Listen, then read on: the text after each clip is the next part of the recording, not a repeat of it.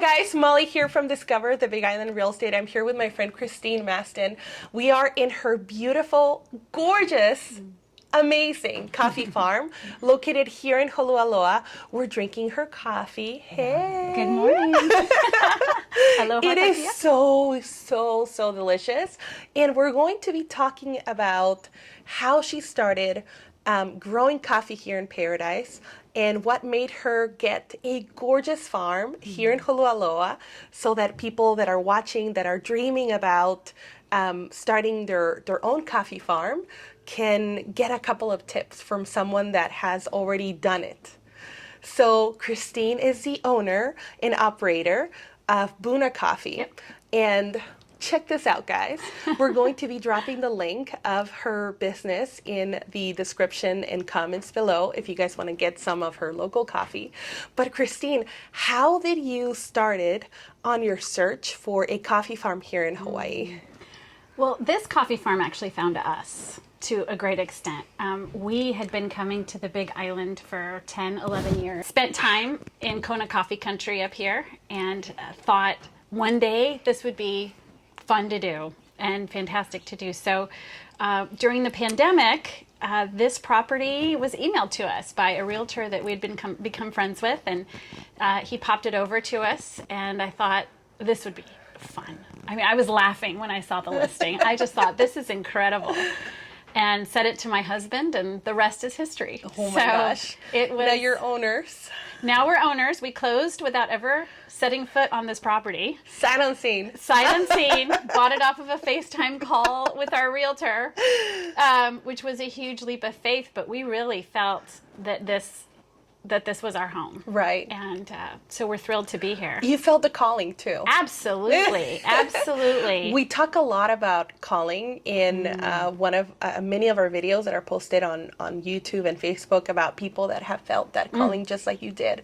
Yeah. So I mean, in my but previous, you acted on it. We did, and it was crazy. Right. Absolutely, and very out of character for us. I mean, we're planners, we're thinkers, we're those folks, and this was just completely outside of our comfort zone and was the best thing we ever did. Oh my gosh. Best thing you ever. Guys, I mean, of course, right now you're just seeing this view, but I'm looking into the ocean.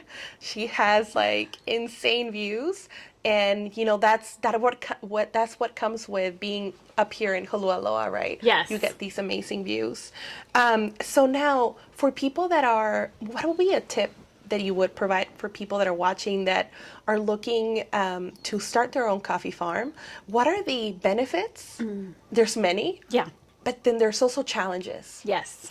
So what are the pros and cons of owning a coffee farm here in Hawaii? Yeah, that's a big question. We lucked out.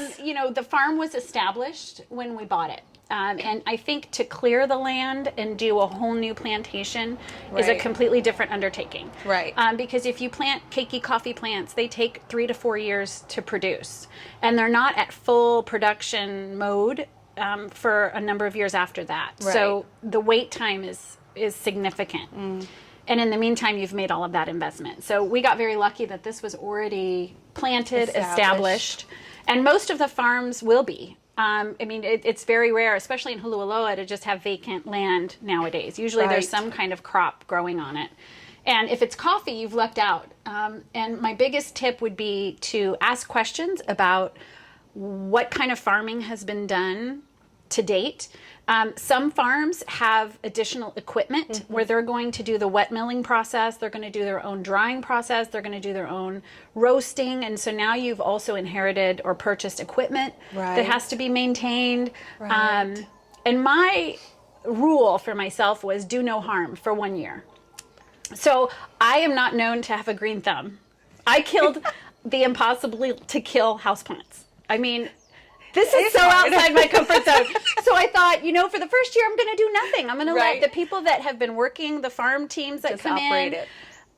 Obviously, the previous owner did a great job. I'll just do that for a full year and just learn as much as I can from the people that have come here to prune or pick or fertilize and all of that. And I've learned a ton from the people down at Farm and Gardens. There's my plug to our people down at Farm and Garden about how to do this. And so for the first year, I just let it continue to roll as it had been. Right. And then year 2 began to make some changes.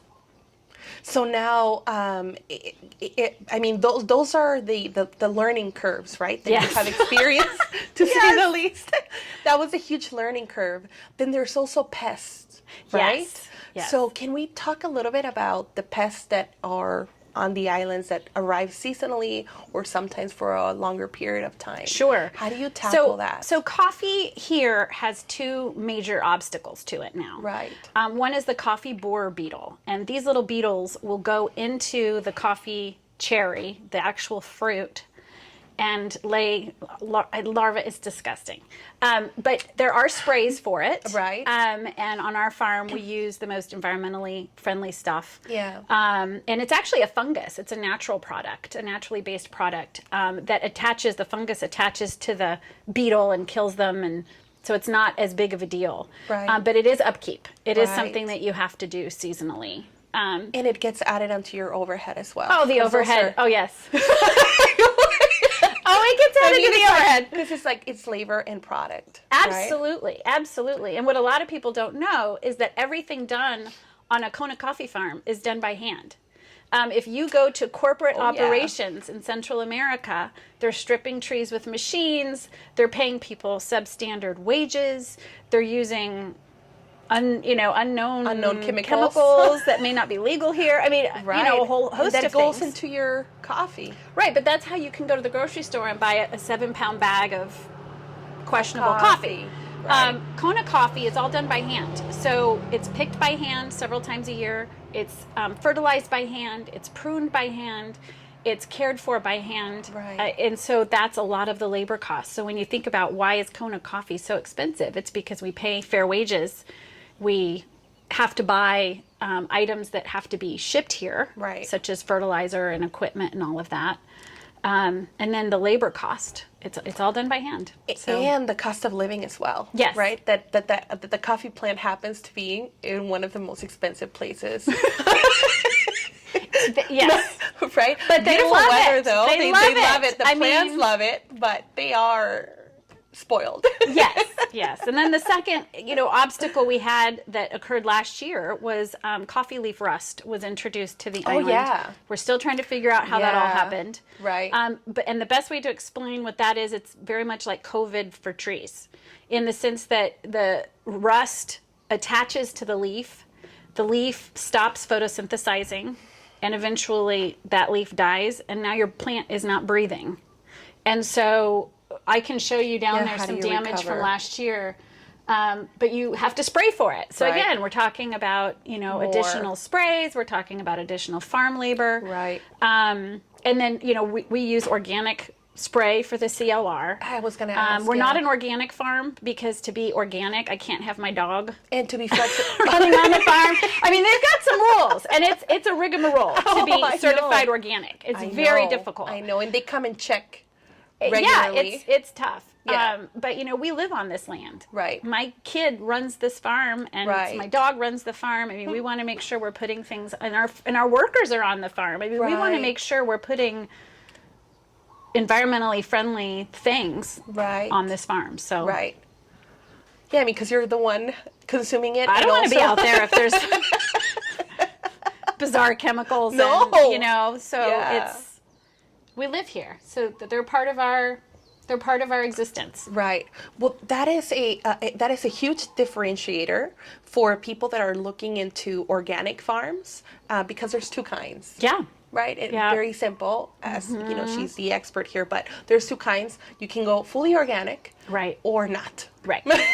Right? So that's step number 1, knowing which kind of product Right. and which kind of farm And what you're willing aiming to do, have. yeah. So if you go, Yeah. or certified organic, they manage the compost. We do kitchen composting, we do farm composting, Right. but that also would have to be Or to convert. certified and Right, or oh, to no, convert the it's- conversion. Yeah. I've heard stories Right. that it's extremely expensive to convert a farm going from Yes, just regular conventional. operation to organic. Yep. Yeah, just things to take into consideration. What are the prices for a pound of coffee Or Retail for Kona Coffee is about $40 a pound. Okay. You're going to find some people a little bit below that number. Right, but some then it's people kind are of going like to be the- above that number, but that's generally where it's going to fall. And it's Right. because of the farm labor Everything. costs, the cost to maintain the machines required to process the coffee. Right, right. It's very, very involved. But it's so worth it. It is. And I promise you. there's the plus. I mean, you were saying, what are the advantages? The advantage is, oh my goodness, this is the best coffee in the world. And Right. I would say it rivals the Ethiopian yerga chefe. Yeah.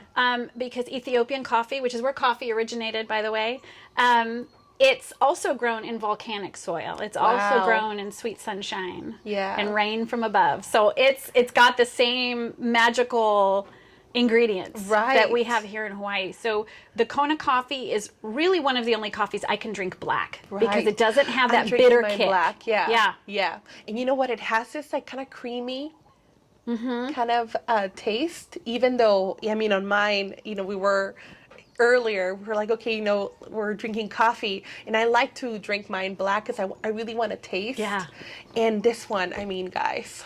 It's good. really It's good. good. But It is it's really I good. liken it to It is wine really good. in the sense that I mean, I don't drink this every day because it's $40 a pound. I know. Like, I almost don't want to drink my own coffee because it's but it's a lot like wine, right? Right, So if it's a right. Thursday night dinner and I make pasta and my husband and I want to just pop open a bottle of wine, trust me, Right. it's not going to be an $80 bottle. It'll Right. be a $10 Costco special. Right. Still good. Table wine, right? Right. This I see Kona Coffee as the same way. Like This a is a real special treat. occasion. Yeah. Yeah. So we see a lot of orders around Thanksgiving Right. and Christmas Right. and weddings and really special events, and they want to upgrade their coffee just Oh like you my would want to gosh. upgrade your alcohol. Your wine. alcohol, right, Yeah. right. And your packaging is so beautiful. Thank We're you. here highlighting Thank you. this beautiful logo that she has. Yep. And I love the colors. It encompasses, your Yeah. brand really well. Thank you. We Yeah. had a dear friend do that for us, and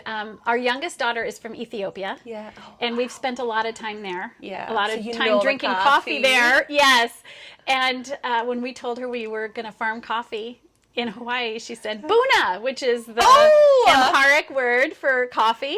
And so we became the Buna Coffee Company, which translates to the Coffee Company. Oh my and goodness. this is her as a teenager, young woman. Oh. And she's holding what's called a jabena, which is the Ethiopian coffee pot. And it is one of the most amazing ways to brew coffee. Wow. And we have one, so we'll have to do that next time. Yeah, It's yeah. similar to a French press, but the grain, you leave it a little larger and it steeps in this clay pot. And so you Right. start to get some of the Like the clay flavors. Yes, the earthy flavor to it. And it's fantastic. So yeah, we thought that encompassed Hawaii and also the roots of coffee, which are in Ethiopia. But deep roots because, your daughter is from Yeah. there. Right? I mean, you have it in your marketing and, she's probably like super involved. She's roaming She loves around it. here She and planted helping a lot you. of the babies. Yeah, she Right. plants with us. And So she's also part of it, very much. she is very much. That is so beautiful. Yeah. No, Christine, this is, the farm that she has is just truly magical. And are there any tips that you can provide to people that are looking to start their own coffee farm? Any tips Yeah. that perhaps you were not given or that you learned through your through time of owning? I would say read as much as you can about not just coffee farming, but coffee farming in Kona specifically. Yeah. It is a different farming culture. Even the way we prune our trees, it's called Kona style. It's been developed here in this heritage corridor. So Kona Coffee Country is only 20 miles long and 2 miles wide on the Big Island of Hawaii. Wow. So it's limited in scope. It is. And it has its own culture and its own traditions. And I think you have to be open to that. And I've learned the most from articles written 60, 70, 90 years ago, 100 years ago, of people farming coffee up here and what they learned and how they fertilized and how they harvested. And you can learn a lot from the past. Right. And for example, weed control. We are a Roundup free farm, which means what am I going to do with all my weeds? So we cut them just like they did 100 years ago. Wow. You cut them.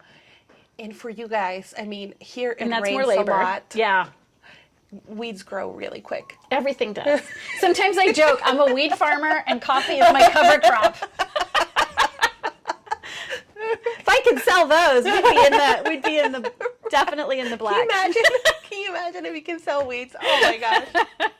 Yeah, everything grows so quickly, but wow, you're Roundup free as well. We don't use Roundup. Wow. And you know what? And cheese, I really wish that they could take that into account to make you an organic. That's okay. Organic. I mean, Roundup is very it's good. effective. I mean, it's an amazing tool. A lot of farms use it. It is, yeah. And it's easy also. oh, it's easy. easier. You spray it, you walk away. You spray it and you walk spray away. it and walk away.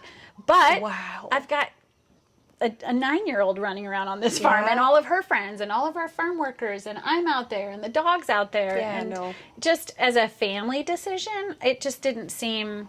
Well, I mean, you just have to read the back of the label to just kind of see what the side effects, right? Right. And I would say to someone buying or starting their own farm, you're going to inherit chemicals, you're going to inherit Right. fertilizers. I spent Right. so much time in our barn just going, what is this? And getting on Right. Google and figuring out Right. what the uses were. And luckily we had wonderful people that already worked on this farm, and I Right. learned a lot from them. I continue to learn a lot from them. And neighbors that are farming. Learned a lot from all of our neighbors. So just be open to learning new things, doing new things, and being really humble, because you don't know anything unless Right. you've been doing it. For a while. I mean, I knew zero when we bought this house Wow. and bought this farm. And you're very smart, Christina. She's very sharp. If you want to share what you did previously, but you're very sharp. Oh. Very, very sharp. But, for people that are, starting from scratch, I think, like you said, reading a lot, being humble enough to ask all the questions, right? Yep. To people that have done it before you, because, it is a hard thing to learn. Right. I mean, it can be. It's patient. You have to be Or if you patient with want to do it yourself right. as well. And, I mean, your yeah. crops, I'm no expert, but they look super healthy and happy. They're getting there. Last year was tough with the rust, but the plants that are not doing too hot, and you can visually see them like quickly. Yes. Like. Yes. So we have some coffee trees in the front of our property that, according to the previous owners, never did well. And it's Yeah. because the land is a little flat. Yeah. So I think they drown with some of our rains. Right. So instead of trying to fix the topography, we're doubling down on the trees in back that are doing Right. really well. And we're doing oranges, avocados, putting other crops up there. Right. Food crops. So Right. being able to pivot and compensate for what's not working. Right. And you know what? And not only, you not only have coffee that I forgot, but you not only have coffee, but you also have fruit on property. Yes, we have pineapples, avocados, limes. We have a new gosh. orange tree. We have new lychee tree. Getting a second avocado. We have mountain apple. We have mango, which I think we might be a little too high in Sounds elevation. like a store. It is. So, It is. It very much have is. it all. The chickens are coming. I mean, the chickens are coming. That's the concession for our daughter is the chickens. So it'll be fun. No, I'm so grateful that you have allowed this interview to happen at your beautiful I'm glad farm. you're here. Thank you so much. I'm glad you you're have here. a beautiful product. If Thank you want to you. share with the viewers, where can they find your coffee? Yep. How can they order? Yeah. And a little bit more about your brand. Sure. So we sell exclusively online retail, and our website is bunacoffeekona.com, B-U-N-A, coffeekona.com. We're on Instagram at Buna Coffee Kona, and we're also on Facebook at Buna Coffee Kona. And we do farm tours as well. And if you're here on island, obviously we have the product to sell to you also here on island. But it's really amazing to see where our coffee goes in the world. Right. And people ordering from all over. Right. So, But can you imagine not only getting your product, but also getting a tour of it's your fun. farm? It's fun. Oh my gosh. We love to share it. I mean, it's just such a privilege and a blessing to live here. And the land has such a beautiful story. Right. I was telling another friend, we were digging a hole out here and found Japanese pottery. Oh. Broken Japanese bowls, because the Wow. earliest landowners were Hawaiian families. Wow. And the immigrant labor came in from Japan. Wow. And so you'd eat, they'd live on the land, they'd eat, they'd cook, toss a dish, break a dish. Right. And we find pieces of Japanese pottery on the farm periodically. Oh my goodness. And that's when the light bulb really goes off that, wow, we're part of not just a growing current crop, but this is really a pivotal part of Kona and Hawaiian history, is the Kona coffee industry. Right. So we're connected to some beautiful people, beautiful farms, and a beautiful history that needs to be told and maintained, and it's great. It's so much more than just growing coffee. Right.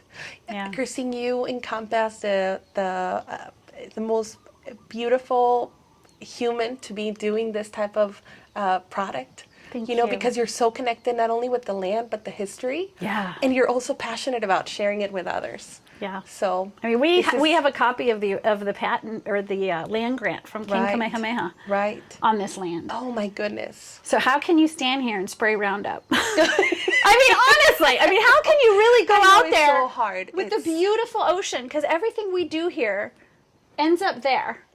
In the ocean, right? Yeah. And so that's how we have approached farming. That, oh my gosh, everything we put into this land, this royal land, right? ends up in the water there. Yeah. So we feel a burden that maybe we wouldn't feel as much somewhere else in the country. Right. But you're also a responsible landowner, right? I mean, and not to say that, if you do other things, you're not We're not trying to shame Roundup people. No Roundup shame. Hey, if you do Roundup, it's okay.